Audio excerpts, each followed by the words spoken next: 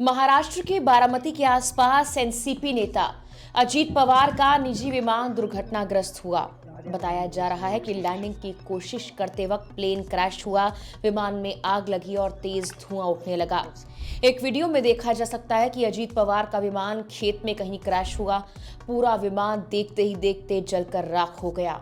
Crash sites की कुछ तस्वीरें सामने आई है जिसमें विमान के चीथड़े उड़ गए हैं। कहा जा रहा है कि डिप्टी सीएम अजीत पवार बारामती किसी चुनाव प्रचार के लिए जा रहे थे जब रास्ते में ये हादसा हो गया। फिलहाल उनके निधन की खबर आई है। अजीत पवार का पूरा नाम अजीत अनंतराव पवार है और वो महाराष्ट्र के बारामती क्षेत्र का प्रतिनिधित्व कर रहे थे। बारामती हमेशा से पवार फैमिली का गढ़ रहा है। 22 जुलाई 1959 को अहमदनगर जिले के देवलाली में जन्मे अजीत पवार को उनके समर्थक और करीबी लोग दादा कहकर बुलाते थे, जिसका मतलब होता है बड़ा भाई। अजीत पवार के पिता यानी शरद पवार के बड़े भाई अनंतराव पवार मशहूर फिल्म निर्माता वी शांताराम के राजकमल स्टूडियो में काम किया करते थे।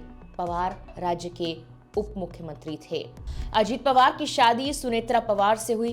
वो 2 बेटों जय और पार्थ के पिता थे।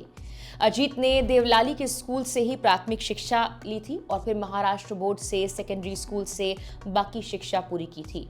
पवार का राजनीतिक करियर साल 1982 में शुरू हुआ और उस वक्त वो अपनी उम्र के 20वें दशक में थे। उस साल पवार ने शुगर कोऑपरेटिव बॉडी का चुनाव जीतकर राजनीति की तरफ कदम बढ़ा दिए थे।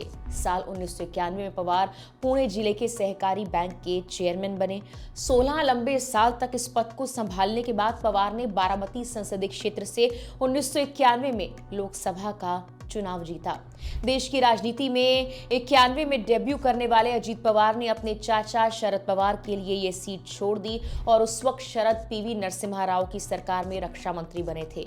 इसी साल पवार महाराष्ट्र की विधानसभा के लिए चुने गए और नवंबर 1992 में वो राज्य कृषि और ऊर्जा मंत्री बनाए गए। फरवरी 1993 तक वो मंत्री पद पर रहे और इसके बाद वो 1995, 99, 2004, 2014 में चुनाव जीते।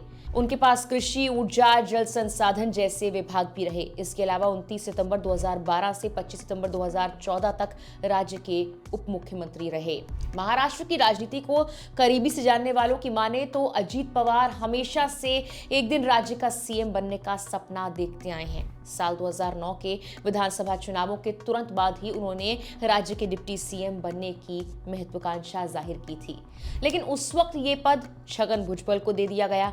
मगर दिसंबर 2010 में उनकी ये इच्छा नाटकीय ढंग से पूरी हुई और उन्हें पद सौंप दिया गया। सितंबर 2013 में उनका नाम सिंचाई घोटाले में आया और उन्हें अपना पद छोड़ना पड़ा। हालांकि 7 दिसंबर 2013 को उन्हें उनका पद वापस मिल गया।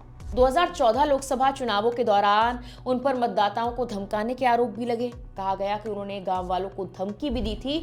बोला था कि अगर सुप्रिया सुले को वोट नहीं दिया तो गांव वालों का पानी बंद करवा देंगे। अजीत पवार पर भ्रष्टाचार के भी कई आरोप लगे। जल संसाधन मंत्री रहते हुए लवासा लेक सिटी प्रोजेक्ट के विकास में अनुचित रूप से सहायता प्रदान करने का आरोप उनके ऊपर लगा। इसके अलावा पद के दुरुपयोग के कुछ और आरोप भी लगते रहे हैं। साल 2014 के बाद से अजीत पवार का राजनीतिक करियर कई उतार चढ़ावों से भरा रहा। 2014 विधानसभा चुनाव के बाद एनसीपी सत्ता से बाहर हो गई और बीजेपी शिवसेना की सरकार बनी, लेकिन अजीत पवार बारामती से विधायक बने रहे और विपक्ष में रहते हुए भी पार्टी और क्षेत्र पर अपनी पकड़ बनाए रखी। 2019 के विधानसभा चुनावों के बाद उन्होंने अचानक बीजेपी के साथ मिलकर सुबह सुबह शपथ लेकर डिप्टी सीएम बनकर सबको चौंका दिया। हालांकि ये सरकार सिर्फ 3 दिन तक चली और उन्हें इस्तीफा देना पड़ा। इसके बाद शिवसेना, एनसीपी, कांग्रेस की महाविकास अघाड़ी सरकार बनी जिसमें अजीत पवार दोबारा उप मुख्यमंत्री बने और वित्त, योजना और जल संसाधन जैसे अहम विभाग उनके पास रहे। 2022 में एकनाथ शिंदे की बगावत के बाद एमवीए सरकार गिर गई और अजीत पवार विपक्ष में चले गए, जहां वो विधानसभा में नेता प्रतिपक्ष बने। जुलाई 2023 में उन्होंने एनसीपी के एक बड़े गुट के साथ शिंदे फडणवीस सरकार का समर्थन कर दिया और पार्टी को 2 हिस्सों में बांट दिया और फिर से महाराष्ट्र के उप मुख्यमंत्री बने। बता दें कि अजीत पवार मुंबई से बारामती जा रहे थे और उन्हें वहां जिला परिषद चुनाव से जुड़े कार्यक्रमों में हिस्सा लेना था। इस विमान हादसे में अजीत पवार समेत 5 और लोगों की मौत की खबर आ रही है। फिलहाल के लिए इस वीडियो में इतना ही।